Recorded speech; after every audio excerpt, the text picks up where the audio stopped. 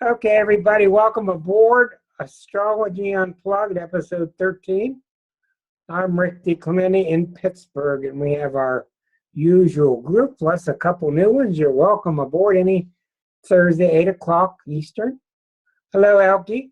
Good afternoon, good evening. Tonight's going to be very interesting because I've been preparing for this for about 4 days, and it's been very difficult. And I opened up a can of worms by saying I was going to deal with Mr. Putin's chart. Putin's chart. And man, is that a mouthful. And that led me to work with Assad's chart out of Syria. And that led me to work with Trump's chart in America. And that led me to mix everybody together. And that led me to the Berlin Wall. And that led me to the Berlin Wall going up and the Berlin Wall coming down, and the same with the Soviets. And man, did I find out some stuff. And it was very, as always, stuff you didn't expect to see. I'm going to talk about that tonight. I want to talk some about Saturn returns, if I can. Take your questions. And some really interesting things happen when you start mixing these charts together. And I will show you my list. And everybody's welcome aboard tonight. We'll be on till about 9:30. Here is the screen of charts. Let me see here. Okay, you can see I've been messing with the Berlin Wall chart. When the Berlin Wall came down, Mr. Trump, Russia, Putin. What's interesting to note, and I don't think, yes. That's not the chart that I have. That's okay. That's all right now. You should be back. Okay. You see all the folks? Okay. Thank you. Now, it's interesting to note that in 1961, when they put the Berlin Wall up, about 28 years later, one Saturn cycle, the Berlin Wall came down. Three River Stadium in Pittsburgh, 28 years later, it came down. Johnny Carson show, 28 years later, it came down. I use those examples a lot because I'm sure that a lot of you have heard about the Saturn return. As a matter of fact, in 1971, a woman did my chart and scared the bejesus out of me by telling me how awful my Saturn return would be when I was 28. And at the time I was, 19?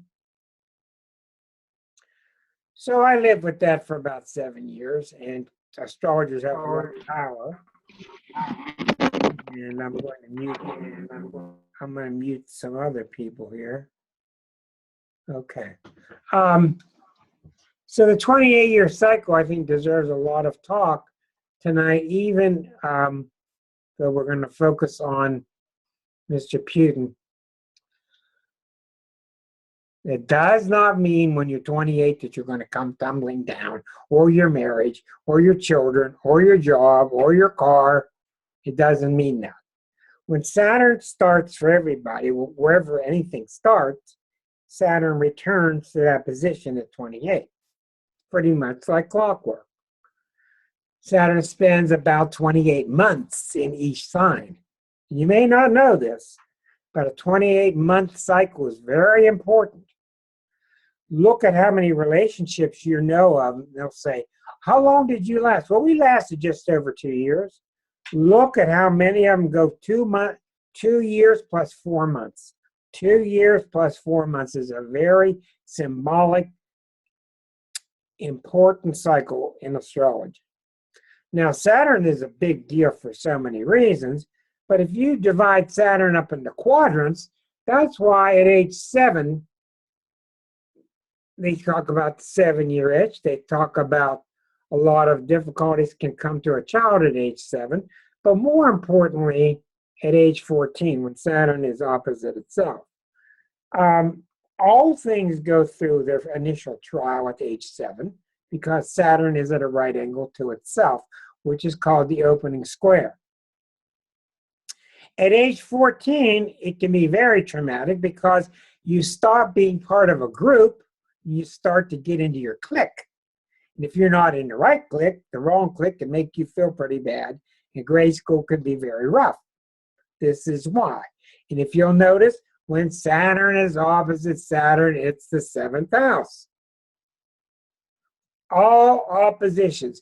Astrologers, when they learn, when they're being taught, they get too technical, they go too far, they try too hard, they lose the basic fundamentals. All oppositions are 7th house because the planet that was here ends up over here, it's facing itself.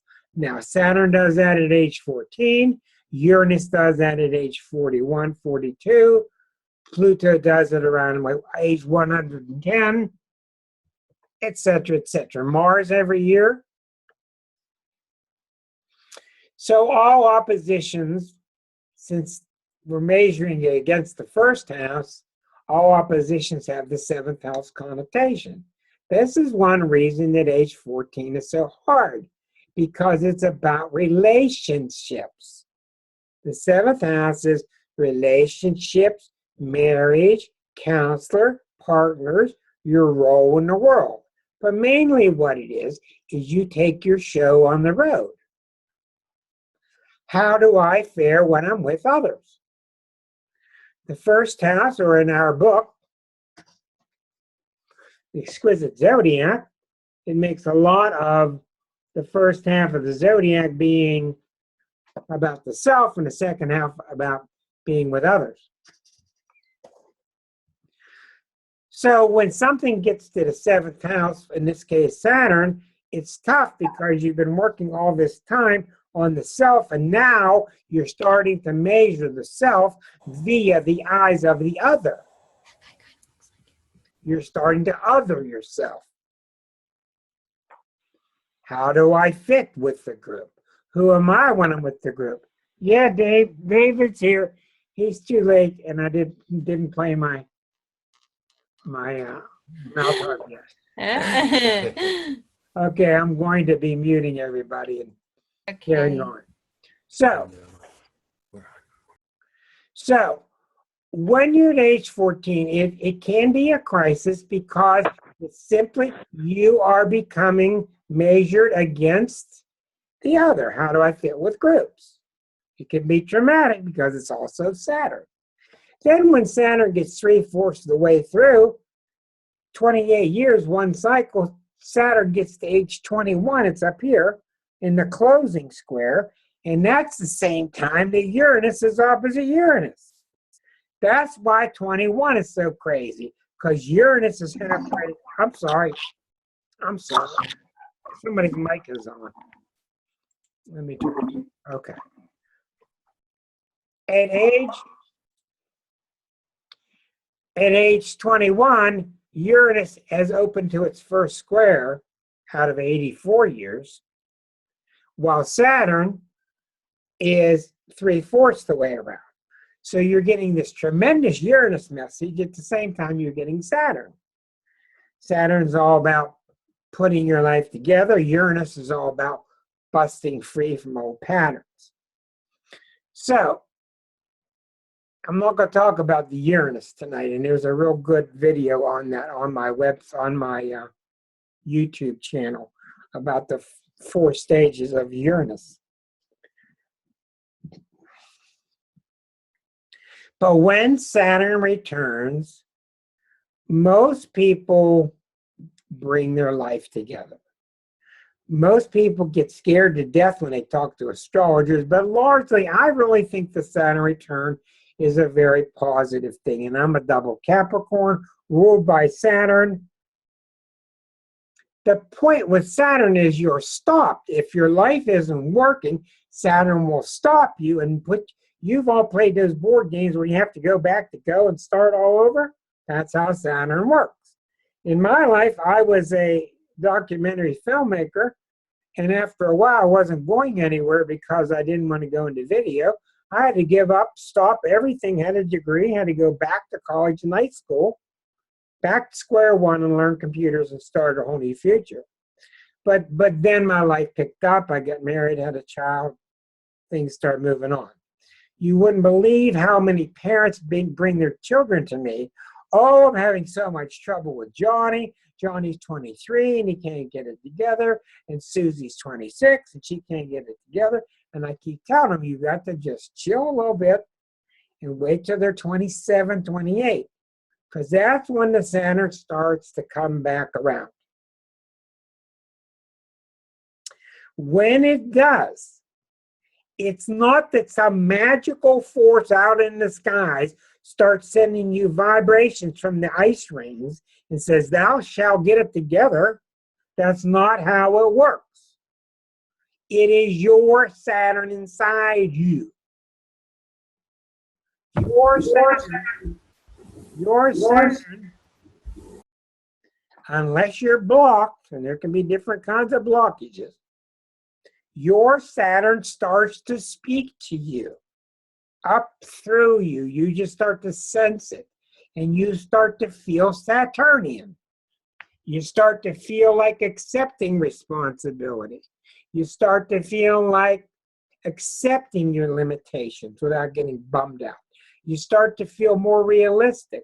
Now, if you go through these time periods and you don't feel those things, then that's because you're already too far out. You're blocked off from that part of you. It can also be because your parents are so Saturnian that you've learned in your mind, that's the thing I don't want to do. So you've got an X cross through anything with responsibility and integrity. There can be many reasons, very complex, but you'll be so surprised at how many people start to grow up when they're 28. Now look around you, don't do it now. Between now and next week in your homework, think about your relatives, think about your kids, think about yourself, think about things around you. When you turn 27, 28, your life starts to come together for most people. Doesn't be on the spot. Some people will go to 35, 55, and they're still childish.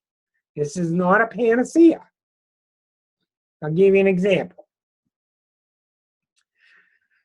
When I do couples and I hear about their relationship and I hear that they're 27, 28, 31, 32 years, I'm listening real closely.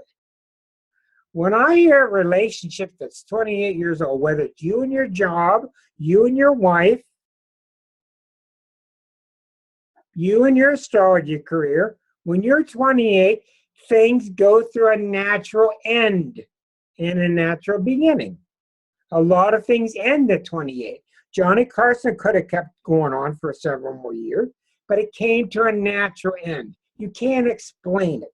It just ends. It's what I call a natural perforation. You can rip the paper apart easily. At 25, you can't do it. At 26, you can't do it. At 28, rip. Things come to a natural end. Natural end. Now, I've seen people married and they're not getting along at 26 and they're not getting along at 27 and at 28 the pressure comes up from within the relationship itself to fix itself. Saturn wants things to work. And you might find the most off-the-wall couple that drinks a lot and their avoidance behavior, and they'll all of a sudden come to the table and say, you know what, we got to put things on the table and work things out. They can feel this Saturn. Now, the worst scenario is the ones who have been 31 years, 32 years, and they went through their 28th year with their head down. They put their head in the sand. They were so codependent, they didn't want to deal with it. They weren't ready to deal with it. That's danger. Because they become more unnatural. They start to break. You either come together or you break. Ask Karen, she's a healer. You get the body to work better or it works worse. So I had a woman come to me once and she was having an affair with this man and she wanted to know if he was going to leave his wife and all that. And I said no. But the point is, she's having an affair with this man, and the man is in this miserable marriage. It was 32 years or so. She's having an affair with the guy. The guy's married to another woman 32 years.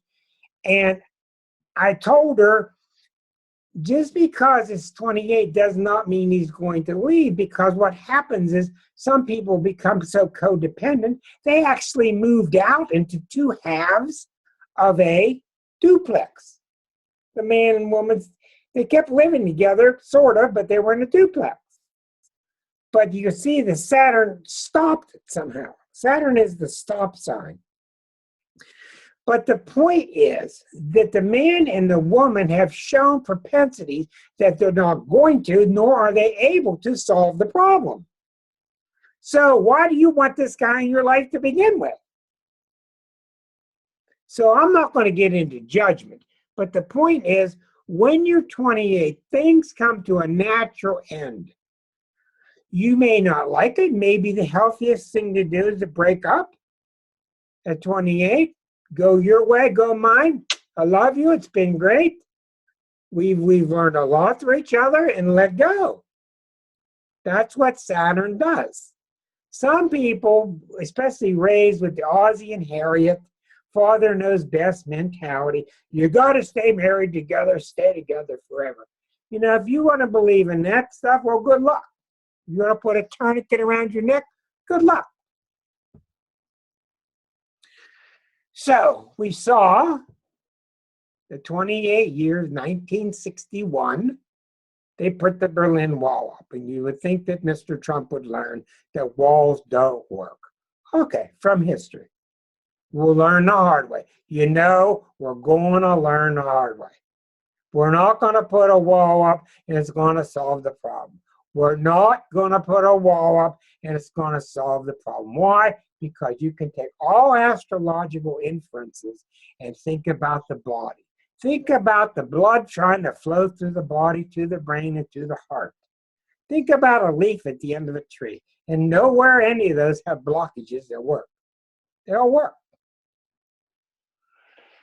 So, what would have happened to Berlin if they'd have gone on and kept that wall up 2-3 more years? I don't know. But when you don't adhere to the natural rhythms of astrology, you become more unreal. You become off the charts. You become more unreal, untrackable. So in 61, 28 years later, around 1989, boom, there goes the famous sledgehammer knocking down the Berlin Wall. Now, it's approximately 28 years now since the USSR dominated. Now they're coming around. In one way of speaking, it was a very, hi John, in one way of speaking, it was a very healthy thing for them to do, was to collapse and to liquidate. They were following a natural cycle. Things ended. Now you're going to see in the charts I'm going to show you, they're starting to start up again. The Cold War is starting up again. Things are changing. Things are dire. They are not simple. Things are very complex. And one thing I do want to do tonight, you've heard me talk so much about Pluto. I want to go through each of your signs because we have all been dealing with Pluto so long, since 2008. I want to talk to Capricorns about how Pluto's been in your first house for 8 years. To you Sagittarians, how Pluto's been in your second house for 8 years. And give you a basic overall concept of what's been going on in the background. What's the general period been like? So I definitely want to cover that tonight. So you'll get more of an identification of the period. So, welcome all new folks tonight. Good to have you. Let's go digging into Mr. Putin's, I don't know how to say it, Putin's chart. Okay. Can you all see his chart on the screen there? Well, thank you. Okay. Now, I want you to notice Then October 7th of 1952, he's born at 9:30 in the morning in St. Petersburg, Russia, where this mouth harp is from. Okay, so you got to remember now, not only is this Mr. Putin's chart, this is the chart of Russia. He's the head. What happens to this chart happens to all. Now notice he's a Libra, okay? He's got a moon in Gemini. He's got Pluto right on the midheaven. And for those of you that don't understand the angles, I will be teaching more and more about this. In a chart, the crisscross of the angles are like the boards, the sticks inside a kite. They're the skeleton of a chart. They are totally determined by the birth time. This is the midheaven. This is the nadir. This is the self. This is the other. This is the ascendant. This is the descendant. Ascendant, descendant, nadir, midheaven. When a planet, and remember, this whole chart spins around once per day because the Earth is in the middle, spinning the opposite direction. When a planet is found next to one of these angles, these are called the four angles. Critical, great, big deal. Midheaven, ascendant, nadir, descendant. He has Pluto heavy duty, 22, almost 23 degrees. The midheaven is 21. Mercury, Venus, they're not close to the line, although they look like it. So the most angular planet in the chart is Pluto. When you have a planet right on the angle, you are like that planet. Pluto is the ruler of what sign? Scorpio. Now, I'm going to tell you my opinion.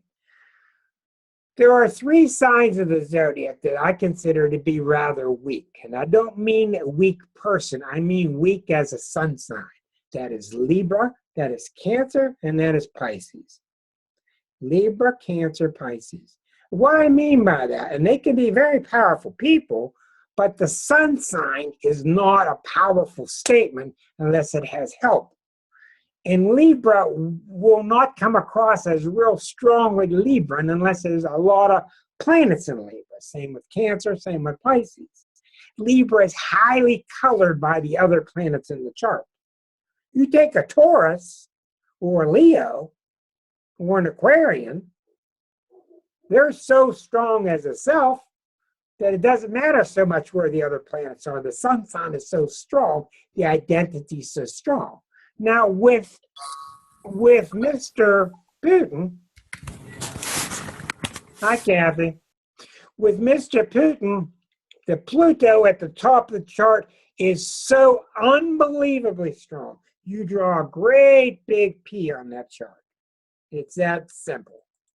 He is very scorpionic. And what is the 10th house? Career, you're standing in the world. Power seeker. All right. Now, he does have three planets hidden in the 12th house, which are kind of mysterious, and one could say he's kind of underhanded, and he worked for the KGB, but we don't know enough yet. But we do know he looks rather suspicious. We could say that safely. The sun is in the 11th house. Venus is rising in Scorpio. But the critical planet in this chart is the moon, because the moon is peregrine. Peregrine. That is the name of a planet that is by itself. It's not in its ruling sign. It's not in Taurus. It's not in Cancer. It's not in the sign it's exalted in Taurus. It doesn't have any oppositions, no conjunctions, no squares, no sextiles, no trines. It is unaspected.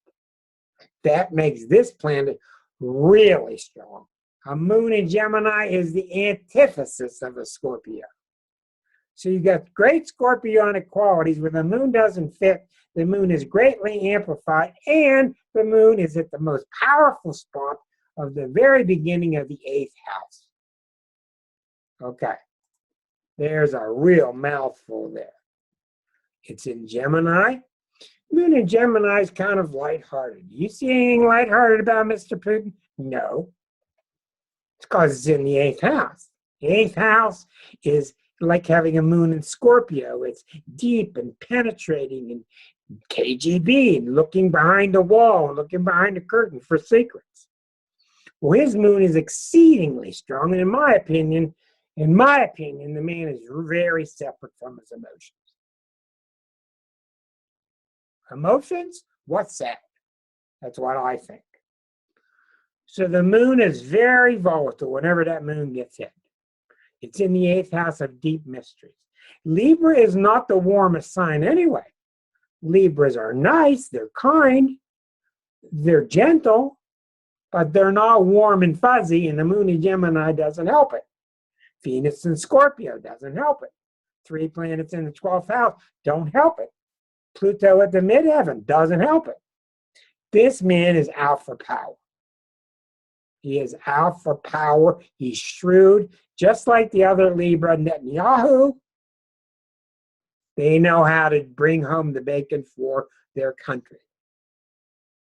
So what's happening to Putin's chart is symbolic of what's happening to the country. Now, I'm going to get more into his chart in a minute, but I want to talk to you about what I saw today and how significant this is. We have a Gemini president 10 days from now who's famous for, oops, I didn't mean that, take it back. I ask you, where have most of the great chess masters in the world emanated from? Russia. It's a Scorpio country, even though the 1917 November date has faded. It's still a Scorpionic country. Look how intense they are. All you got to do is watch the ice skating in the Olympics. You can see how intense they are. Well, Alekhine and the great chess masters come from Russia. Karpov, Kasparov. We cannot have a Gemini announcing on Twitter that we want to increase our nuclear fold. You cannot send a nuke and send it back out of the sandbox. You cannot put a grandmaster game, Fischer versus Spassky, another famous Russian. You can't make a move and say, oops, I want to take it back. No, you made the move. That's what we're finding ourselves in now. We want to take these moves cavalierly. Oh, I didn't mean it. Well, you're not going to play that game with Mr. Putin. He's strong. He's looking for your weakness. You can see it.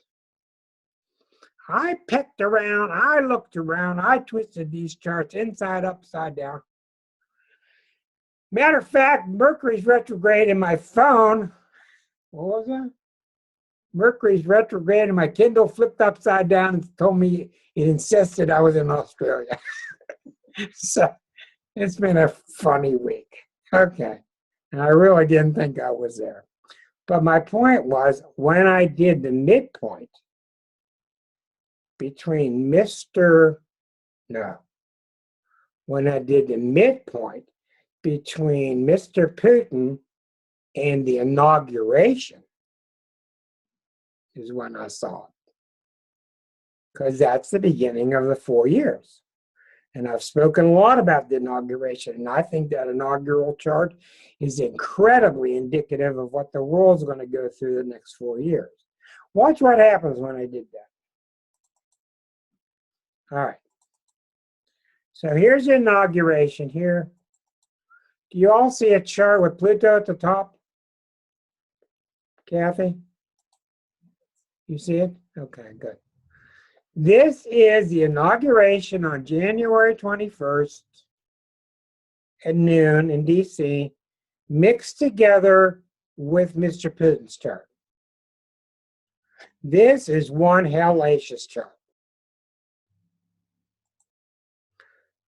Jupiter is opposite Mars. By itself, going across the ascendant, that's not too bad. That's like excessive energy. It's an athletic kind of symbol,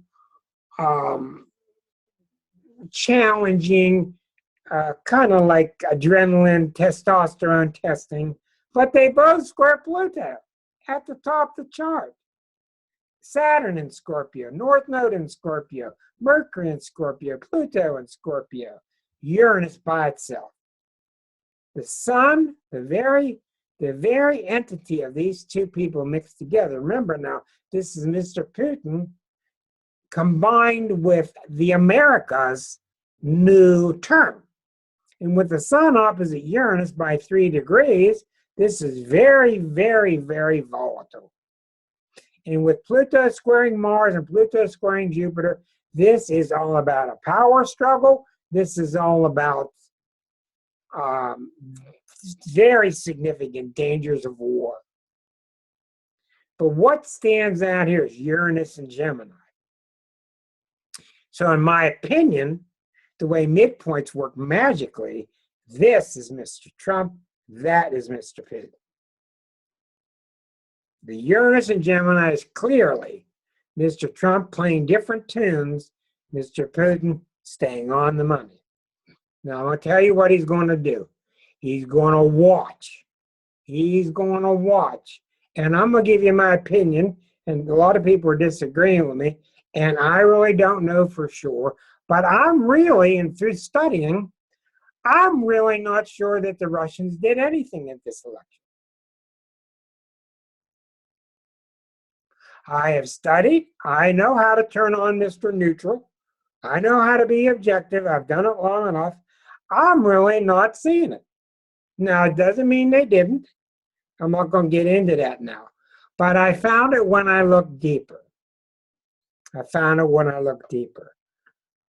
A Scorpio watches you.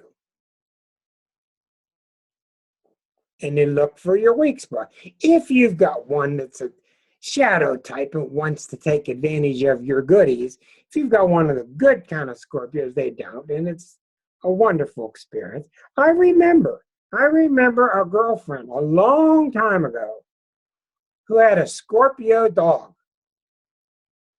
And this dog and I were just good buddies, and she was just a friend, just a girlfriend. And she and I would do photography together and all that. Go on hikes. The dog and I are good friends. And one night out of nowhere, for whatever reason, she and I became romantic. I took her home that night, and that dog was in the corner of the house staring at me. He knew something was up. The dynamic changed. And I said, come here, come here. No, come here, come here. You know, well, it took me a while. He came back to me. He learned to trust me all over again. But Putin's going to do that, and he's going to play this guy like a fiddle. I am sorry. That's what he's going to do. You don't go on a chessboard and put a piece out there. Well, let me try that bishop over here. No, it's there. You've made your move. So keep that in mind. Now, next thing I looked at. Let me see here. I took the two of them together. I put Putin, is this right? Yeah. Can you see it? Okay. Okay, let's take a look at Putin's chart mixed man-to-man with Mr. Trump. We do have birth times on both, so the chart is accurate. You'll notice the sun is next to Pluto. So they're going to have a heavy-duty relationship. But notice, don't look at the North Node. That's not a planet. Look at the moon again, all by itself. The relationship is based on the moon, and I guarantee you that means they're not going to tell Betty Bye stories to each other. And the moon is right opposite Saturn.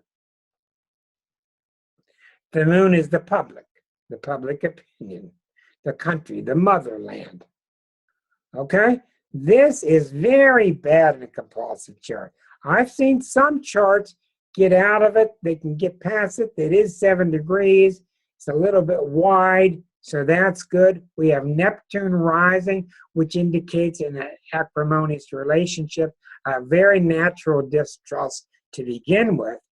But this means simply that they're just not comfortable with each other. And what are they going to do? They're going to continually battle for Uranus at the top of the chart.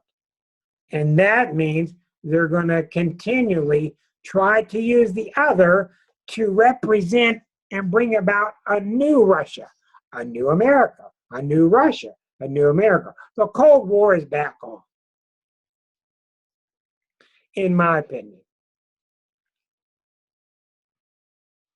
When the moon is very difficult to deal with in any kind of chart, but in this kind of chart, what I see with it is constant maneuvering, constant maneuvering. This man is shrewd. Now, I want to show you another thing that really intrigued me. I was looking through all the charts, and let me see here.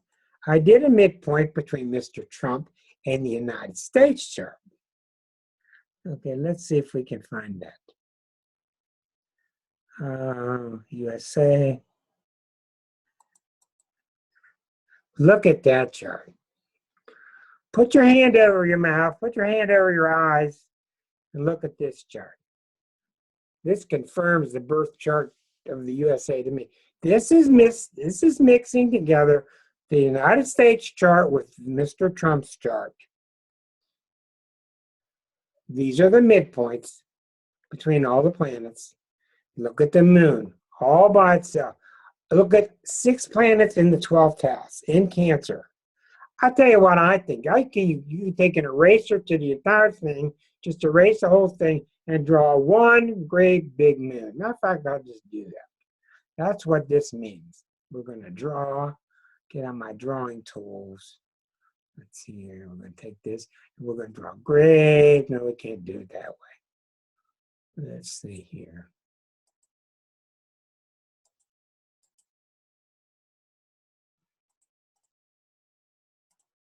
Great big moon. That's what this chart is.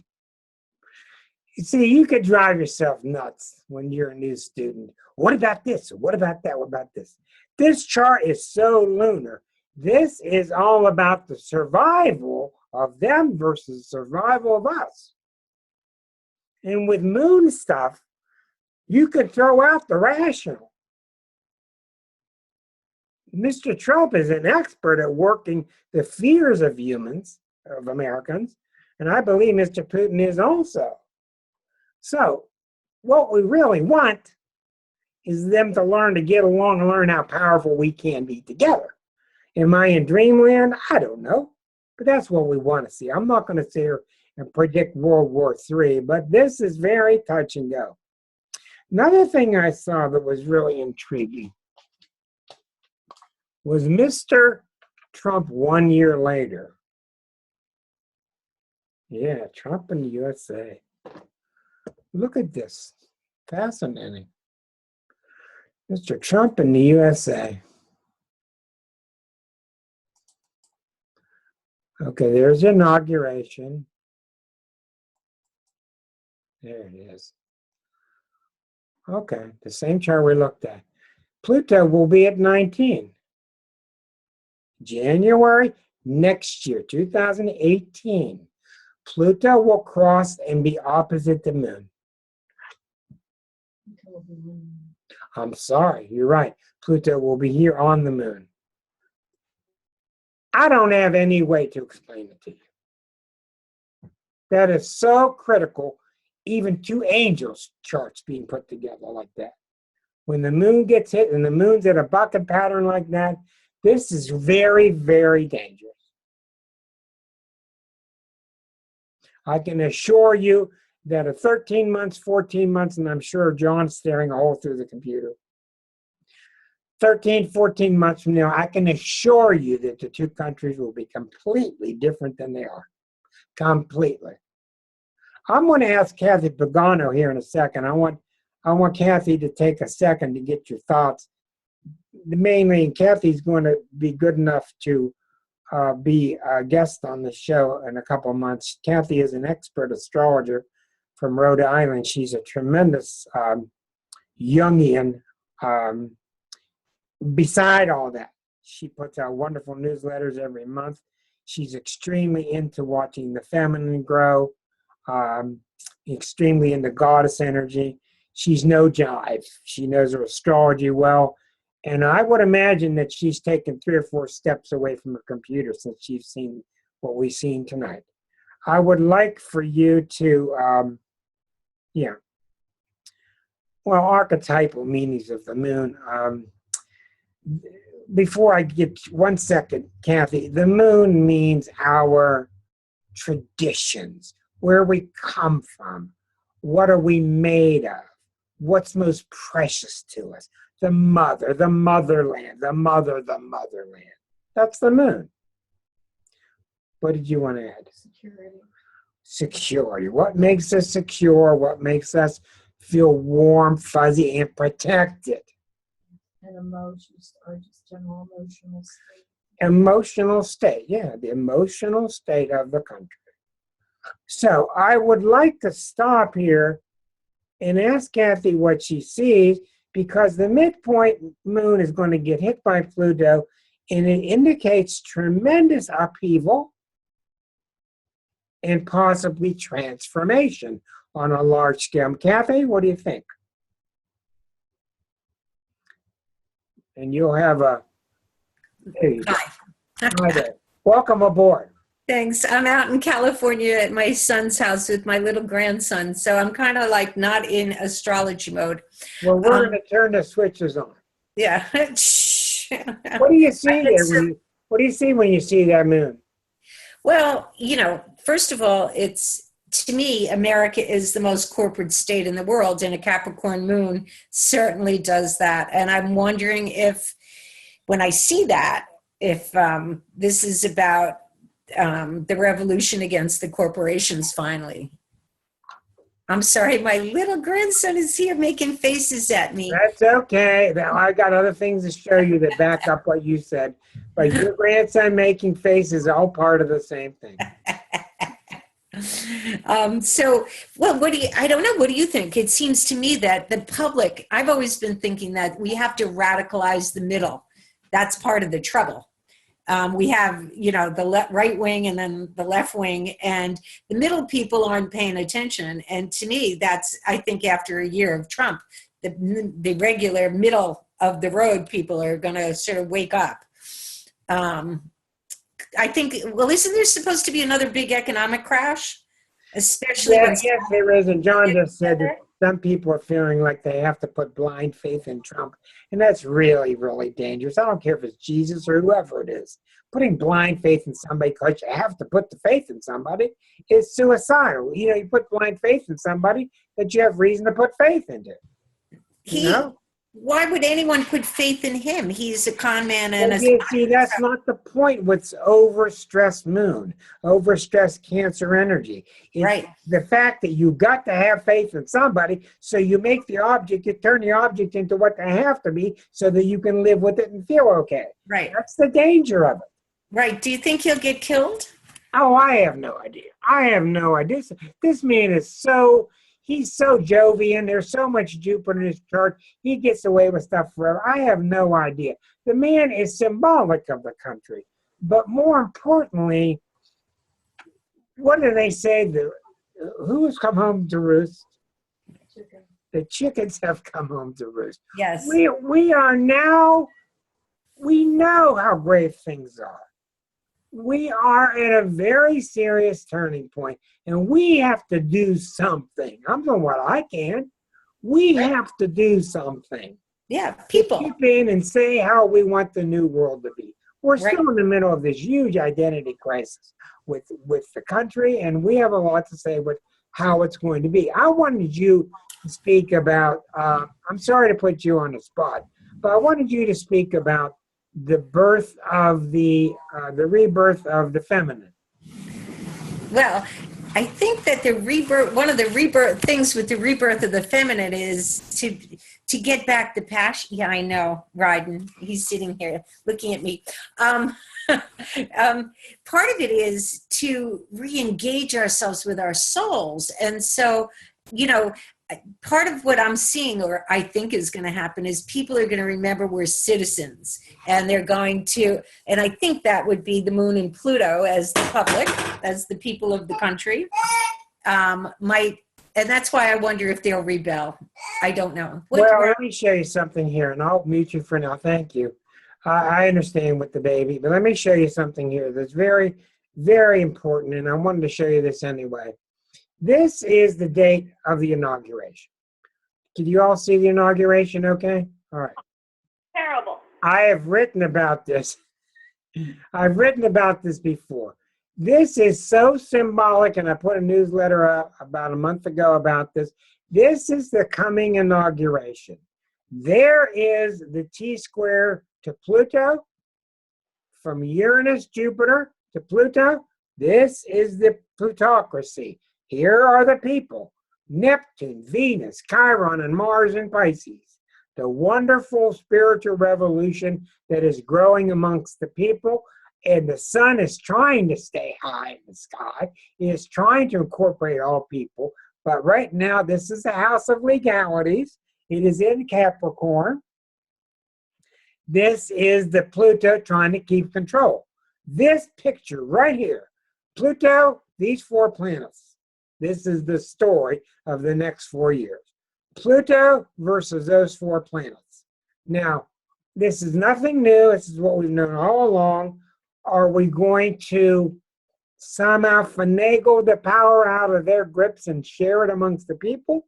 What's going to happen if you do away with Social Security?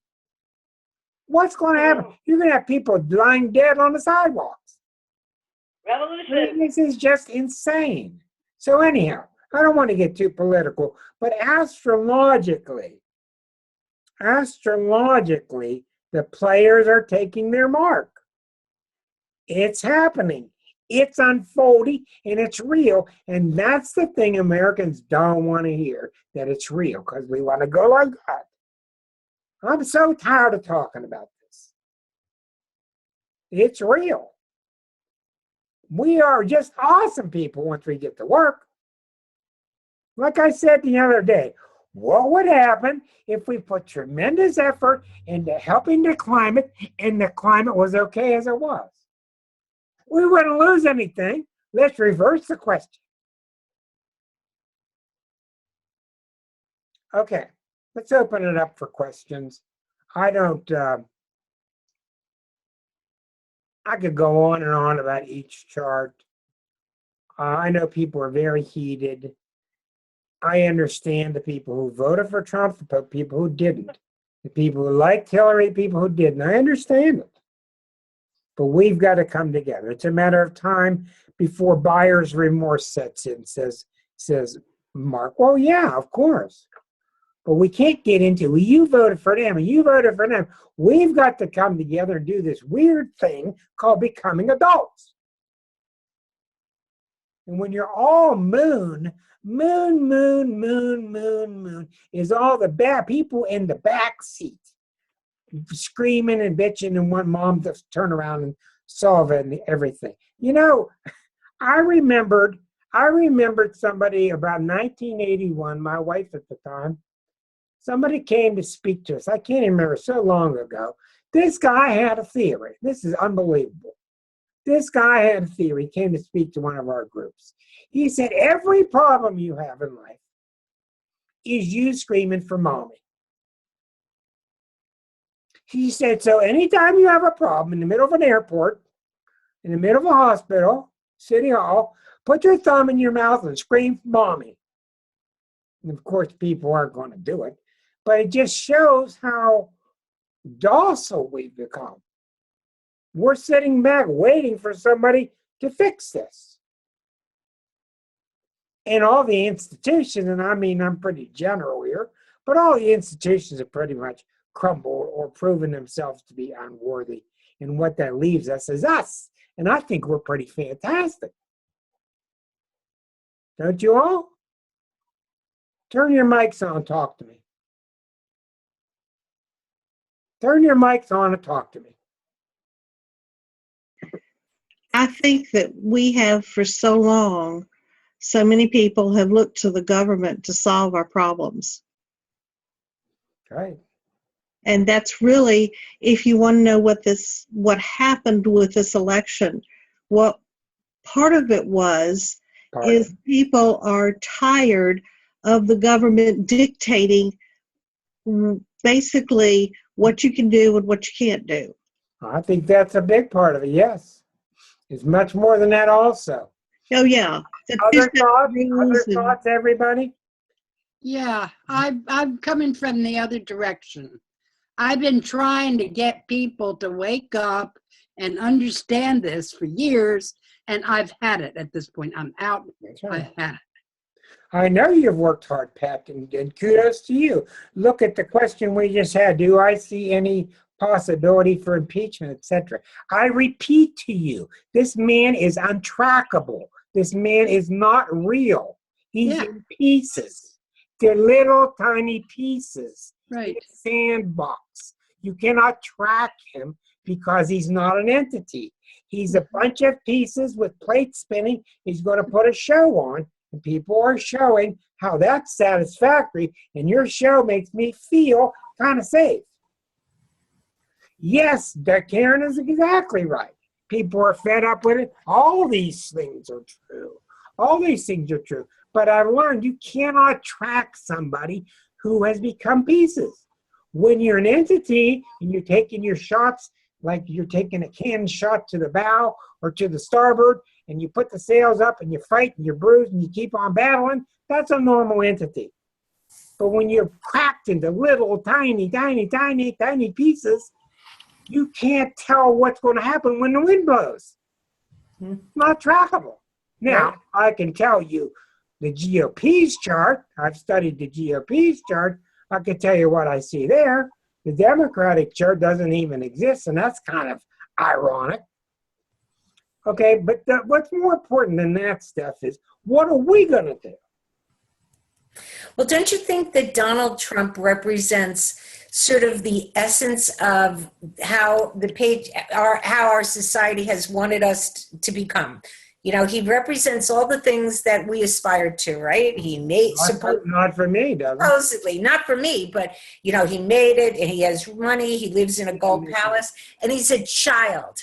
And that, to me, is what Americans are. We're children. We're consumers. We're not citizens. Exactly. And I'm going to turn the radio over. I'm going to turn the radio over to your next door neighbor, Kathy, and I'm going to ask Elke, because Elke is of German descent.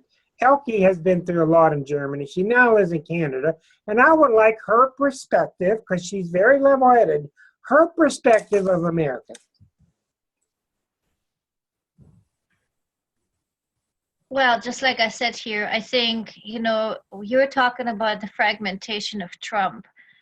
Trump is indicative of the fragmentation of the psyche of the United States. Exactly. So when I was really damaged from a lot of trauma in my life, I went through a healing procedure where a bunch of healers went and actually took the bits and pieces of my soul that had been scattered all throughout, and all of us together went into like this healing state, and we pulled the pieces back, and it's like she said, imagine yourself like a stained glass window that's been shattered, and all the pieces, it was very moving, and all of us cried. It was very healing because we put the pieces back together. And so this is what's going to have to happen to the US too, because the society is fragmented, it is broken, it is, and when you see these mental dysfunctions and these derangements within people, they're becoming very obvious, and it needs to be healed. And it can only happen if the population as a whole comes together and decides that that's what they're going to do. And that comes with revolution. It comes with extraordinary circumstances. It will not come from the government down, because the point is, you can't run out into a playground full of kids and say, let's have a revolution. They're not equipped to do it. You know, we keep thinking here that it can't happen here. And they're asking this ridiculous question with this German guy that just did the bus tragedy, they're asking, do you think it can happen here? Of course it's going to happen here.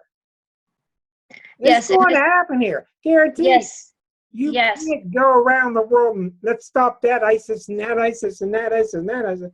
It's a much more complex problem, and we're not going to get anywhere until we collectively start to treat everybody as equals. All nations, all peoples come together. Somebody was talking here about rewriting a new constitution. Our constitution's fine if we would just follow it. It's just, No, but the act of rewriting is for the people.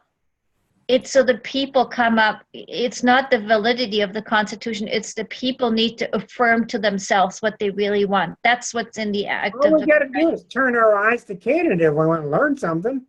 They're doing a lot of things awful right. You know? So anyhow, Can I just comment one thing about else? Thank you, Elke, because it is the American psyche. And what it is this whole idea of being exceptional. And we have totally come separate. We've separated from the myth of America, the land of the free, the home of the brave. We are no longer, the people mouth it, but it no longer is. Not real. It's Not in real. our soul. Nobody's willing to sacrifice anything anymore. It's all about me, me, me. But the U.S. has not been respected in a long time. Even when I was growing up, so I was still in Germany, we're all like horrified at the Americans. Oh, there's a bunch of Americans you could see, and they came and they were in their garish clothes and they were loud mouths and they had no filter, there was no grace. Look at how Americans talk to each other on Facebook. Oh, the bullies came out. Yeah, look Look at at how they talk to each other. look at the comments on any website that you see, any news article. I mean, all the I hate. like that band. That band's a piece of junk. Hey, even on the Post Gazette, I mean, every article, it's always pointing finger. Oh, ISIS this, black people this, minorities this, gay people that. Just so much finger pointing, so much hate. Just yes. what end? But the I hate have is to go. worldwide. It's worldwide. It's not just the U.S. phenomenon. Sorry, Patty. It's global. You know? Is that what you're saying? Yeah. All the other countries, each country has its own Trump. You look around. Yes, the U.S. is. There's a note here. The U.S. is in collapse. Yes. Yes, there's a movement, an anti-globalist movement going on. Pluto is worldwide. Pluto is returning. The Pluto alt-right. returns is when empires collapse. What happened to the Brits in 1672? It's when empires collapse. It is collapsing. We have here people that are. We can turn that collapse into something very good. Yeah. If we put forth the will, we really can. Pluto in Capricorn is going to take out the corporate structure. That's what's going on. We already have. Yeah. Just like it did to the churches when it was in Sag, after it left Sagittarius. I mean, how much power do the churches have now? I mean, it decimated them. It blew them up. You're exactly right. And all the when Pluto's in a sign, it gives that whatever represents that sign great power, or whatever carries the essence of that sign great power. It did that with the churches. It's doing it now with the corporations. They seem really powerful. By the time it gets out of Capricorn into Aquarius, the corporations, we're gonna have a lot of corporations probably collapse. Pulverized. Yep. Yeah. And don't kid me, because you think everybody loves Trudeau. Where I am in the middle here in central Canada, they hate him. They hate him with a passion. Why? And Why? because they think he's a flake. They don't agree with what anything he it's the people. They're delusional here. They don't get it. They don't want things to change. They've always done things. So he is their Trump. They hate him. I can't go to the understand. post Yeah, office. Patricia, please go ahead. Yeah, I have a friend in New Brunswick who's saying the same thing that Elke. Yeah. Well, he's too advanced. I love him. He's very Uranian. He's perfect, but they hate him. Well, they're not ready for him. I can't go to the post office. They hate that twerp in Ottawa. Just like, I mean, I can't Well, believe listen, all I it. can do is implore each of you. I don't know what each of you does, but I can just implore you to go to work. You know, we don't need 100% of the world to turn things around. We need maybe 10%, and get out and kick some butt and get things going. You know But what we got. You know what we got to do. But you can't deal with these people. They're irrational. Yeah, but then there are other ways to deal with them, because everybody deals with smiles the same way.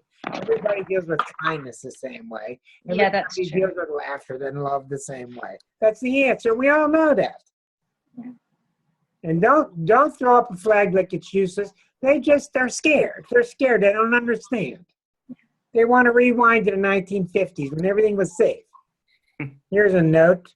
We are going to kick butt, as you say. Let's hear from some people that we usually don't hear from.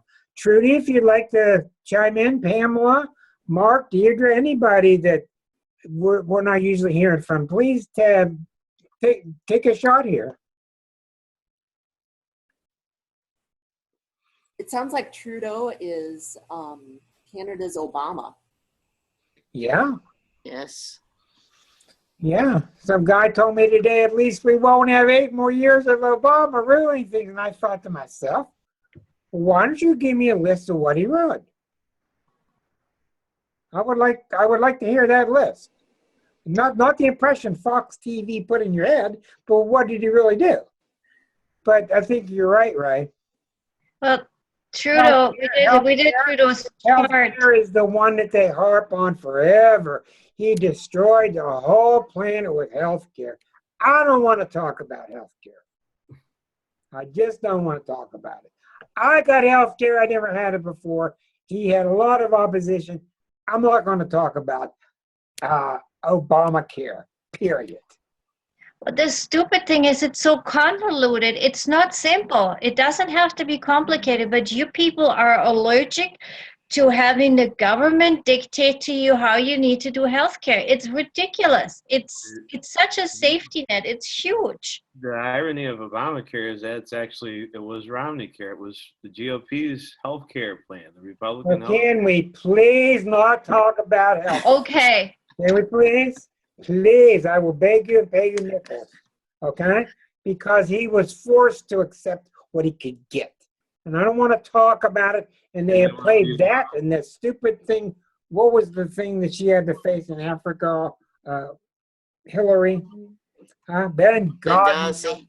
Destroyed the world with Benghazi and healthcare. They know what cards to play. You ought to see the chart for the Fox network.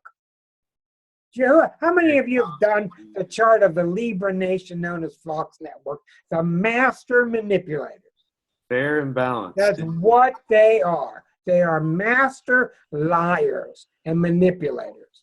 Well, look at the turn me off, turn me off. Pisces. Do you have that chart? I've done the chart. Yes, I've done Fox News. I've done the Fox Network. They know how to make money and how to put the pretty blondes on the screen.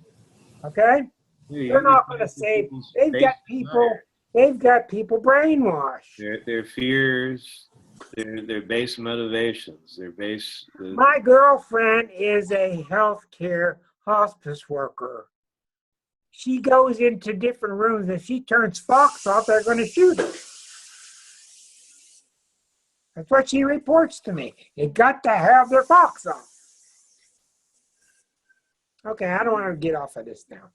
Okay, we are great people. We're not going to get great listening to them.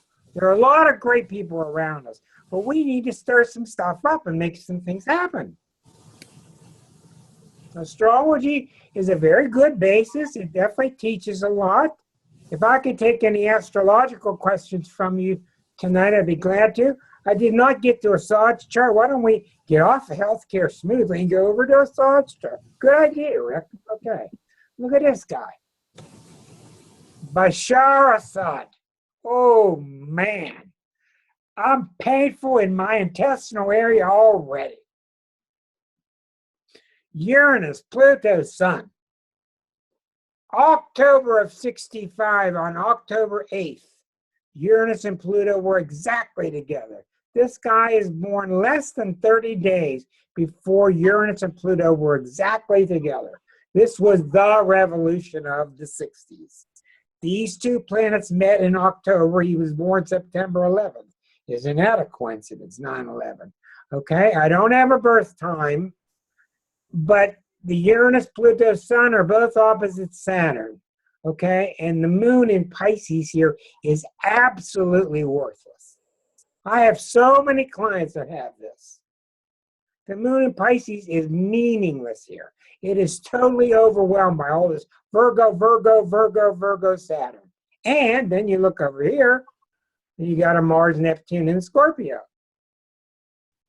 This guy is going to do what's got to be done. He's going to do what's got to be done. And what's happening now is Neptune is right here. And Neptune's going to start going over this, and over this, and over this, and opposite all three of these planets. And what does Neptune do? Well, it tries to spiritualize you. What do you think it's going to do to him? I'll tell you precisely what it's going to do to him. He's going to lose everything. He's going to lose all his power. He's going to be backstabbed, underhanded. He's going to lose everything. Why? Because Neptune is not going to come take it from him, because he's not using the Neptune energy the way it's meant. Neptune is being open and loving and inclusive and not letting babies die on the street in the mud. That's what's coming. That is one nasty chart. It's a very nasty chart. When Neptune comes, like it's coming to the Republicans' chart, you try smoke and mirrors for a while, it doesn't work. And Neptune strips you naked in front of God to see what you're made of. And if you're made of good stuff, Neptune pumps you up with grace and goodness. And if you're made of bad stuff, you decay yourself from your own efforts. The planets don't do anything to you. They just symbolize the time. The time is ripe for this or that. Sooner than later. So sad. You're exactly right, Pamela. It's exactly right. Now, all I know is I don't want to hear anybody tell me, and I hear it all the time.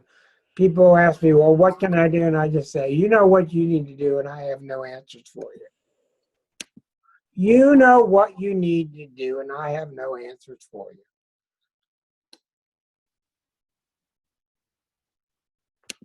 you. It's revolution or civil war, and we should be safer. The only way I know we're going to be safer is to resolve this. If you're going to base your safety upon you and other people, good luck. The only safety I know of is you and your own God and your own heart. Whatever you want to call it, that's my opinion. What do you think? We each have areas. Yes, Karen. Karen, tell me about what you think. Well, first of all, I've already felt the energy change in this country. Mm-hmm. I mean, it's palpable to me. Yes. And I may have a real opportunity getting ready to open up local.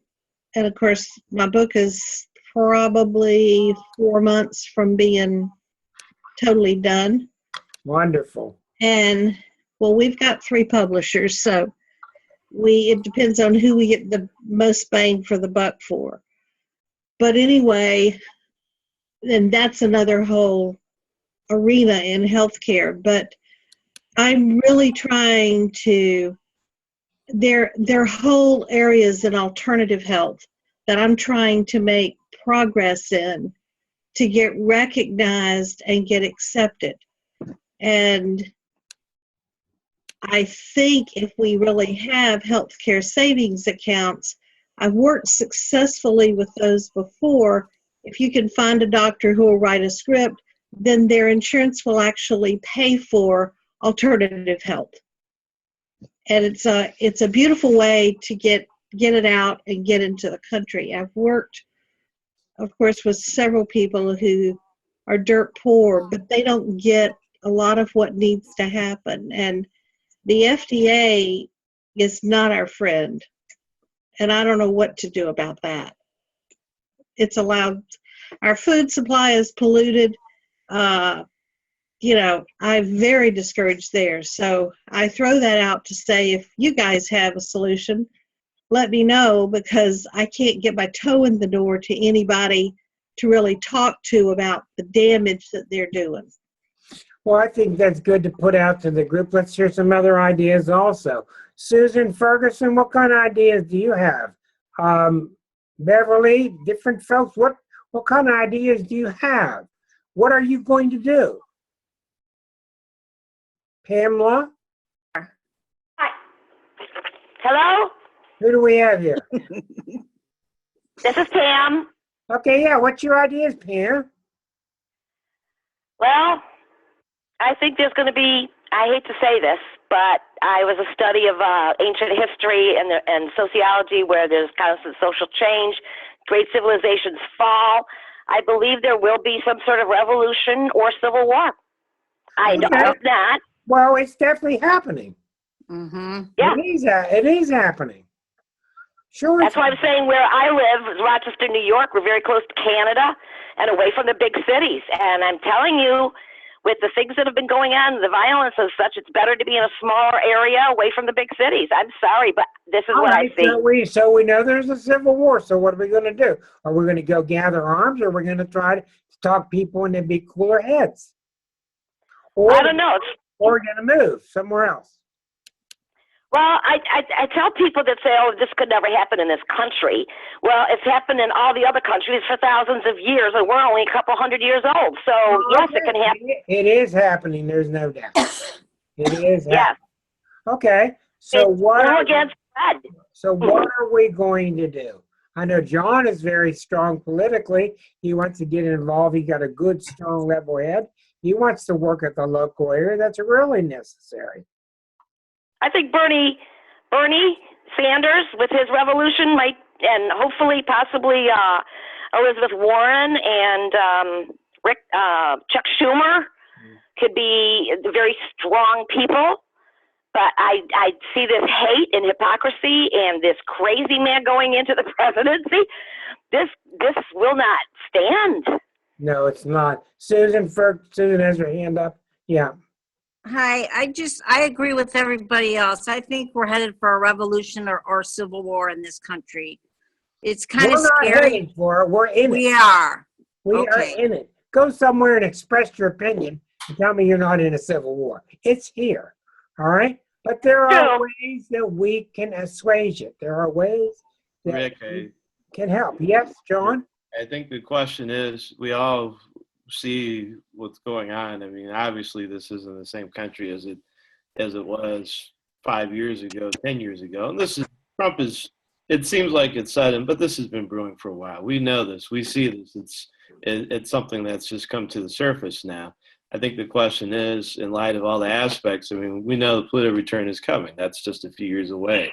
We've got another Uranus to be the third in the country. And what's John, why don't you explain to everybody? I have my concepts. Liza and I started writing about this in 2005.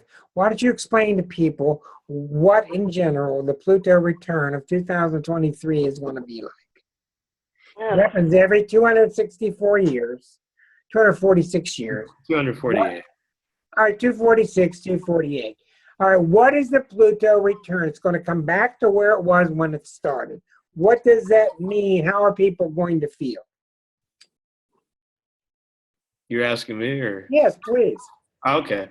Well, I mean, we all have Saturn returns, right? I mean, basically when Saturn goes back to the place where it was in your chart when you were born, you usually go through a transition to a new level of maturity, or at least, you're being pressured to do so. 28, 58, some cases 89 if you make it that far and on up, and that's true for organizations. Nobody lives to see a Pluto return that we know of, but we do have countries, in this case the United States, that is coming up on its 248th year.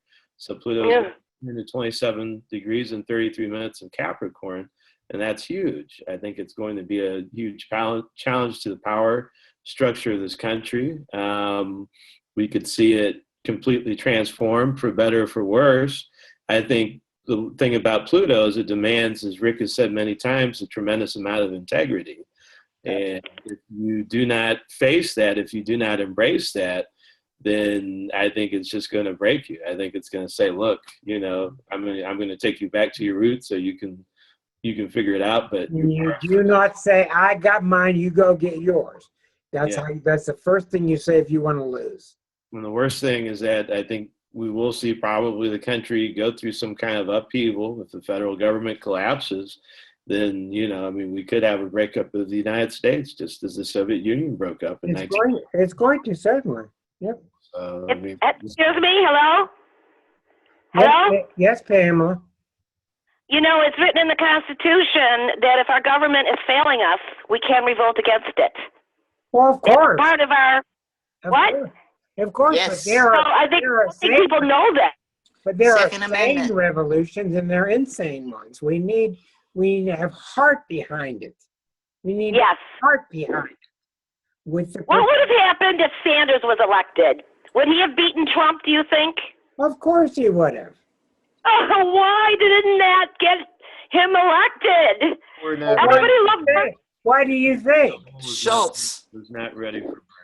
First of all, he started too late, and he was too liberal for people. And I think when he brought up the thing about free school, I think that really did him in. I think he went too far with that. He was going just fine, started bringing up free college, and I think people started feeling like, I'm not paying for everything, and they went against him. Some people. I mean, these are all very good questions, but the question that we really got to bring up is, what are we going to do to bring about a peaceful, sane, loving, inclusive revolution? That's what we all know. That's a good question. Mark has his hand up. Yes, Yeah, Mark. exactly. Mark has his hand up. Yeah, Mark. Hello? Mark had his hand up. I'm waiting for Mark. I guess Mark doesn't speak. I'm sorry if you want to chat. Never mind. Can you hear me, Rick? Can you hear me, Rick? Is that Mark speaking? Yes, it is. Yeah, go ahead. You got the floor. Yeah, just to tie a couple things together. I think politically in the United States, many of us on the progressive side, liberal side, left of center, we were taught to believe that we could have faith in our government, we could have faith in our institutions. And I think that what we've seen over the last 20, 30, 40 years is the progressive influence of, not in a good way, but of the oligarchs. In other words, the ruling, controlling power elite, which is the corporations, basically. And I think what we all have to keep in mind is something very, very simple, which is that they have the power right now. That's the way it is. They have architected the laws and the systems for them to have the power. So you ask a very good question, what should we do? Well, we need to recognize they have the power. You're not going to go take it away from them by force, because all law enforcement is there to protect the laws that they created. But what you can do, and this is the positive influence, and it prepares you for the Pluto, I think it was the Pluto return, is start disconnecting from the system. In other words, you take the power away from them by not participating in their systems. So to say it another way, what we see on the street is we see the disconnect between Main Street and Wall Street. That is more and more apparent over time. And just the last election is just another reflection of that. So what you have to do is just say, okay, they can have Wall Street. They can go live in their glass houses. They can go live in their protected communities. What we as individuals are going to do is we're going to build an alternative society, one person at a time, one small group at a time, one small collective at a time, that disconnects us from their power. And that's how we move forward.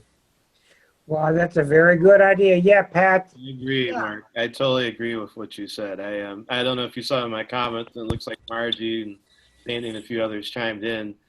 Mark is exactly right. I mean, this is the time for the corporations, but I think right now we have to make moves so that when Pluto goes into Aquarius, I think then, you know, the new movement forward, I think will be with, based upon the things that we do at the local level. It's going to be about co-ops. It's going to be about credit unions. It's going to be about moving out of big banks, taking your money out of Wall Street, I think, and just, you know, working with people on a very local level and organizing. That's where the power is.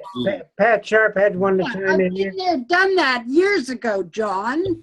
I think what I'm doing now is I'm noticing I have $18,000 in student debt. It has tripled with 6.25% interest all these years. I called to get a poverty deferment last week. They discussed it. Yes, that was going to go through. They suggested now a disability for me at this point in time. Okay, yes, fine.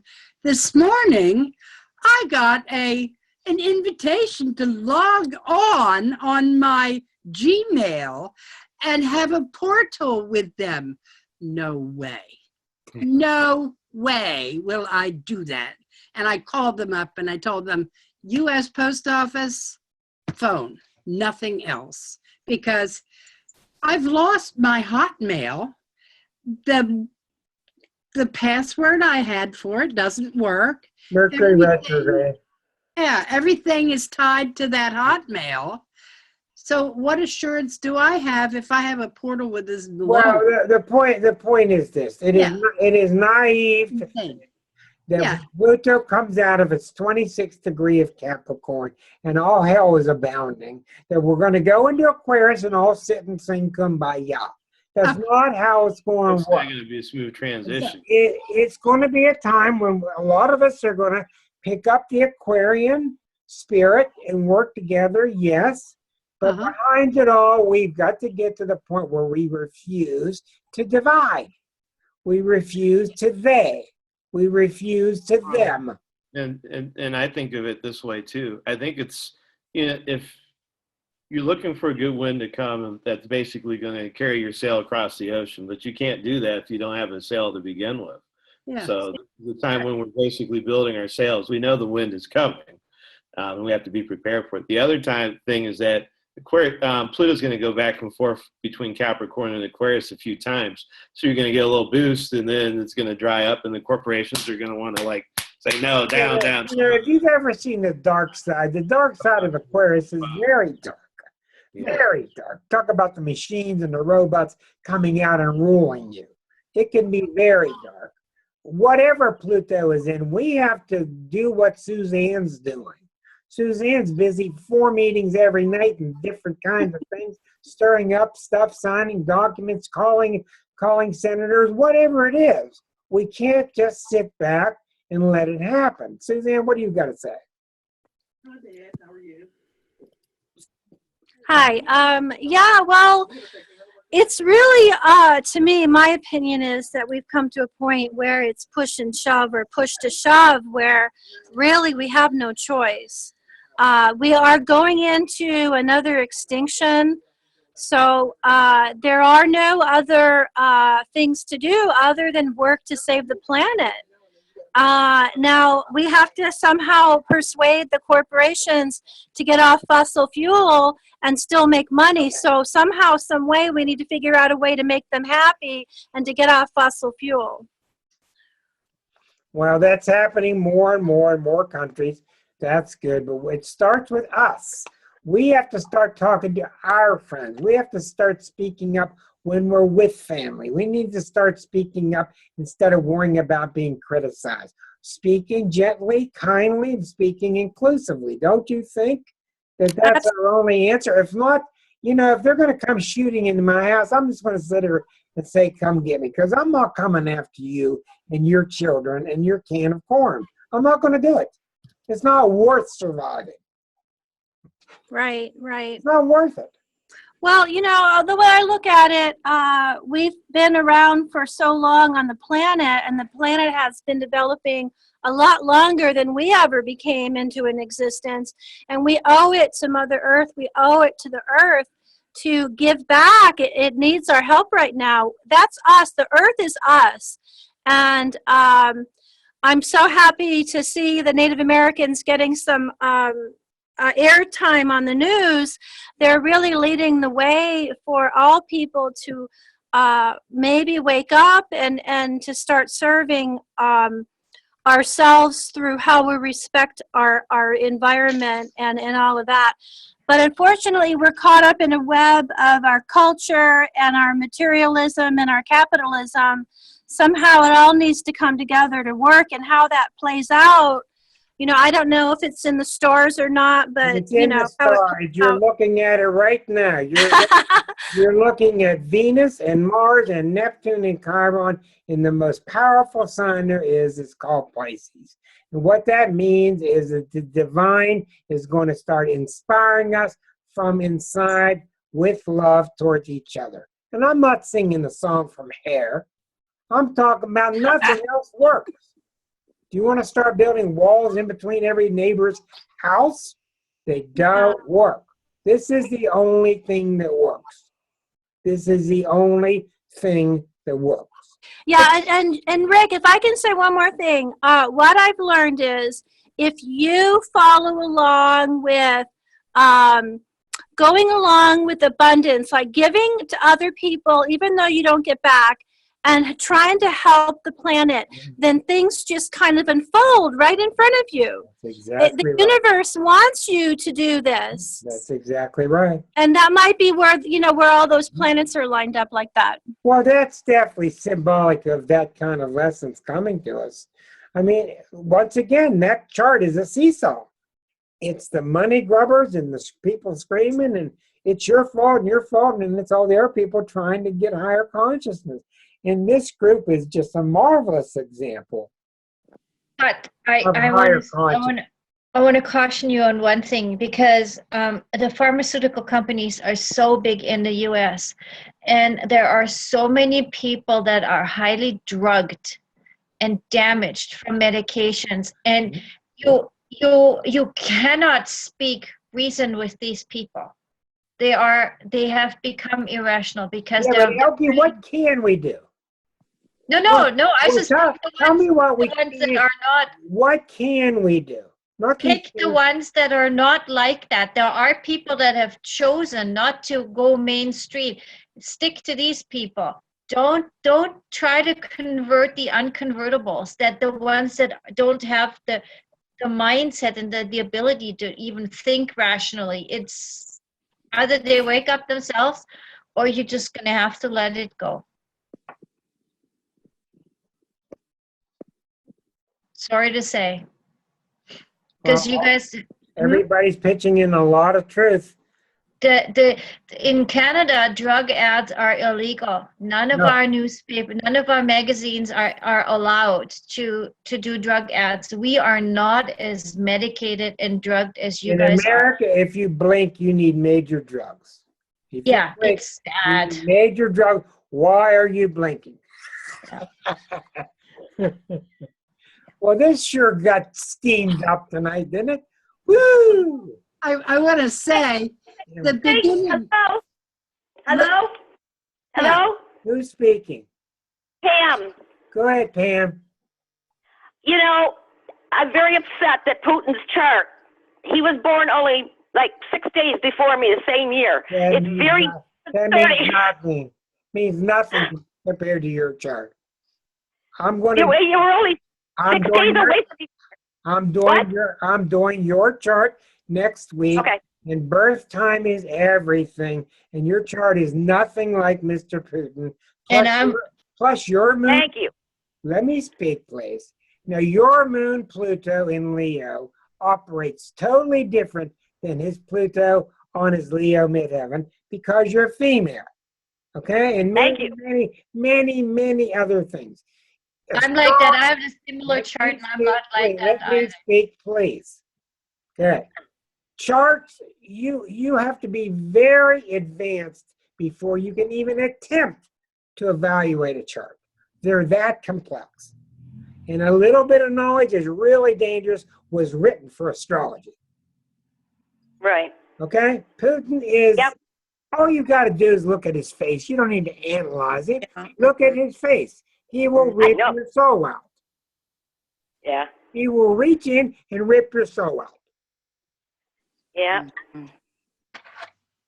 Don't worry. I'm going to do your chart next week. Okay, thank you. Okay? I will do it next week because I'm going to eventually do all of our regulars charts one at a time. And who knows what kind of chart will be, what kind of subject will be up for grabs. Today was very heavy because we're seeing very heavy charts, very heavy transition. We're waiting for this inauguration. A lot of us aren't waiting for it. It's a very heavy, hard time. But I know from the people I admire, the people I respect and follow, that we have to do it with love and bringing everybody together. We don't have to come by but I pretty much think that every here is really pretty neat. I think you're all really pretty neat people. You know, and all I can say is we have to go forth and multiply. Yes. Yeah, Susan's got her hand up. Go ahead, dear. Hi, you know the United States, their natal chart, does that affect everybody that's born in the United States? Of course it does, yeah. Yeah, that's what I thought. USA chart is a chart of an infant. Okay. We're little kids. We want new batteries for iPhone. We want new batteries to... That's what we are. And we're full of resources, and we're tough and mean, and we're all by ourselves, and we think, this is what's ending, we think that we can be separate from the rest of the world. That's what's ending. John was talking about that. John talked about that earlier. And we're seeing we can't do it. The Europeans have been trying to tell us for years, and all our books tell us that, and all our movies tell us that. And 9/11 had to tell us because we didn't listen. We have a baby chart. A baby chart. And that baby chart is coming to an end in what, 7 years, 6 years? And hopefully it's reborn with more substance and It may be universal concern. It may be reborn as a few data republics, honestly. I mean, that's kind of what my thinking is, Rick. Reborn as a what? Data republics. I mean, if we go a few different ways, I mean, that may be the end result. We may have a republic where Bernie's. I don't want to get into it, but I'm just saying though, if we're tearing each other apart with these differences, we can't reconcile them, then you may see, you know, I mean, it starts with each one of us. We've got to stop the themming. Alex, stop the themming. That's what We I'm have saying. to give up the hate. Yeah. I don't know that we want to live with each other, though, quite honestly. I mean, from what I'm seeing, I think we can. I just don't know if the will is there. I think you've got... Well, all I know from I've got to get tight with my creator, and everything goes forward from there. That's all I can do. And I wish the same for all of you. I'll see you all next Thursday. I thank you for a heavy-duty night tonight. I wish you all very Merry Christmas and Happy Hanukkah and all those different things. But I really have you in mind. We look forward to Thursdays. I wish you the best and the best of luck and best of grace towards spreading this word. And remember that a lot of people who are getting angry and flinging things around are just scared. Right. Let's do what we can. Yes. Let's do what we can with them to say, look, you have valid concerns. We all do. And there are other ways. We all need to calm down and make some popcorn and watch a movie. Charlie Brown. Peace. Good night. You all. Thanks. Thanks, Rick. Stimulating. Thank you. You too tomorrow. Happy Kwanzaa. Happy Merry Christmas. Happy, joy. Merry Christmas. Good night, You too. everybody. Good night. Bye.